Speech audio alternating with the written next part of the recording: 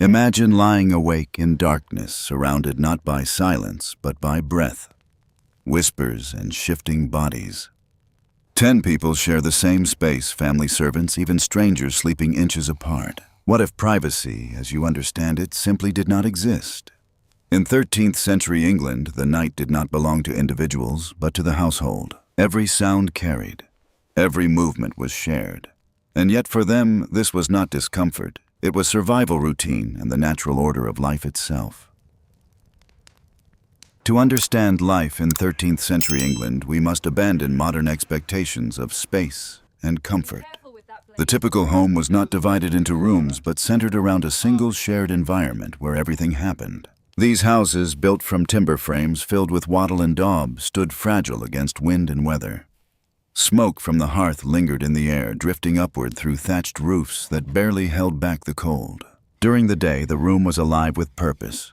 Cooking, repairing tools, spinning cloth, and conversation all unfolded within the same confined space. But when night fell, the transformation was immediate. The same floor became a sleeping ground covered with straw-filled pallets unrolled side by side. There were no assigned places, no boundaries between individuals.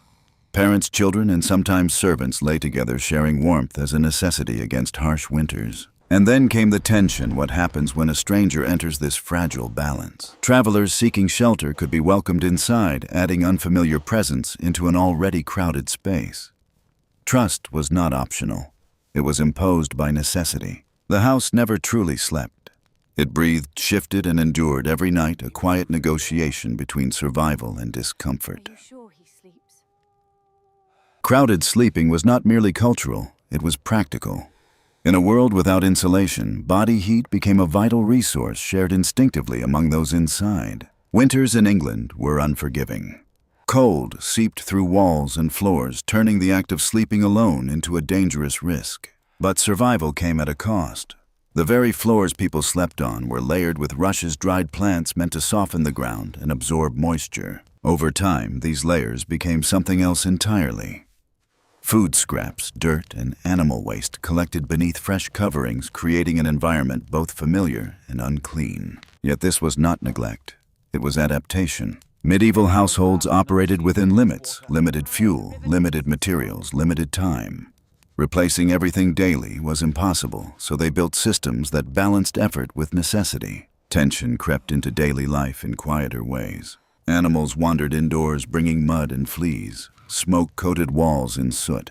Air thickened with the residue of living. Still, people endured. They swept when they could, refreshed rushes when possible, and used herbs to mask the smell. Because cleanliness was not about perfection.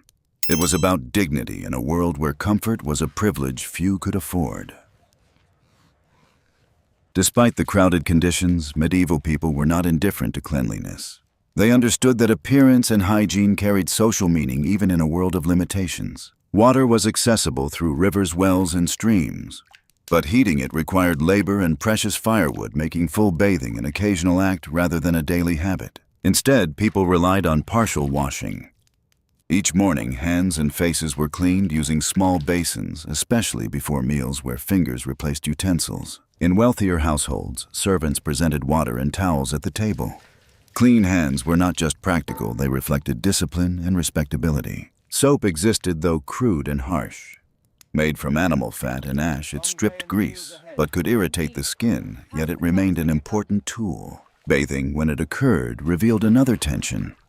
Water was reused one after another. Family members stepped into the same tub, balancing hygiene with resource conservation. Public bathhouses once offered deeper cleansing. But over time, fear of disease and moral concerns led to their decline. Clothing became a hidden layer of hygiene. Linen garments absorbed sweat and were washed more frequently than outer layers, quietly maintaining cleanliness. Even hair care carried importance. Daily combing helped control lice, a problem shared across all classes. In a world without modern sanitation, cleanliness was not about eliminating dirt. It was about managing it carefully, consistently, and within the limits of survival. Beneath the surface of daily routines lay one of the greatest challenges: human waste. A problem unavoidable, yet rarely discussed openly. In rural homes, there were no dedicated toilets. At night, Chamber pots were used in the same shared space where families slept. By morning, their contents were carried by and discarded often not far from the house itself. During the day, people simply went outdoors, blending necessity with routine. In castles and manor houses, solutions appeared more structured. Garderobes, primitive toilets built into stone walls, allowed waste to fall into pits or moats below. It was an innovation, but not a perfect one. Smell lingered and sanitation remained far from modern standards. Inside the home, the environment told its own story. Smoke from the hearth darkened ceilings, animals tracked mud across floors, and damp air carried persistent odors. Yet people adapted in subtle ways. Fresh rushes were scattered, sometimes mixed with lavender or mint, to soften the atmosphere. Windows, when opened, allowed air to circulate, pushing back against the heaviness of enclosed living.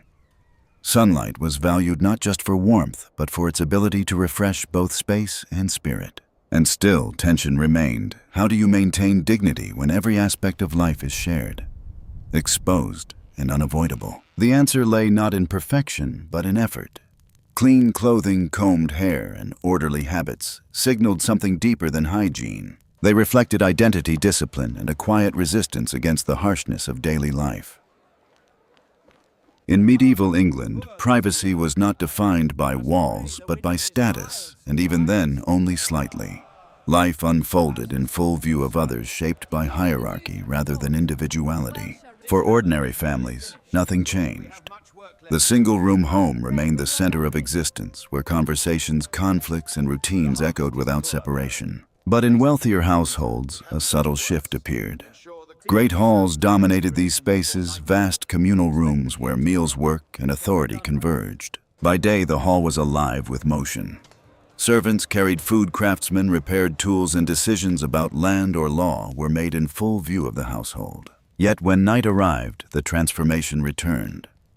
The same hall became a sleeping ground filled with bodies resting along walls or near the fading warmth of the hearth. Dozens could sleep within a single space. Hierarchy did not erase proximity, it only rearranged it. Above this shared world existed the solar, an upper chamber reserved for the lord and immediate family, offering quieter surroundings and modest comfort. But even here, tension remained. Servants entered frequently, fires needed tending, and duties never stopped at the threshold. The door could close, but privacy was never absolute. Because in this world, a household was not a collection of individuals, it was a system. And every person remained visible within it. The absence of privacy was not seen as a flaw.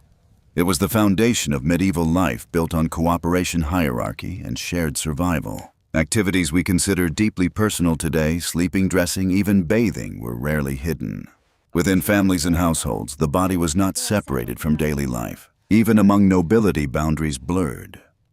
Guests could share beds with hosts not out of necessity alone, but as a gesture of hospitality and trust. A bed was valuable. To offer space within it was to offer status, respect, and inclusion. Yet beneath this normalized closeness, change was quietly beginning. Toward the later medieval period, houses started to evolve. More rooms appeared. Spaces became specialized sleeping, separated from working private chambers emerging from communal halls. It was a slow transformation, almost invisible at first. But it carried profound consequences. Because with walls came distance, and with distance came the idea of the individual. Tension lingers in this shift. What is gained when privacy is created, and what is lost when community recedes? In the 1200s, that question had not yet been answered. Life remained shared, immediate, and exposed. At night, the glow of a fading hearth illuminated a room full of sleeping bodies, breathing in rhythm, bound not by choice, but by necessity. Privacy, as we know it, had not yet been born.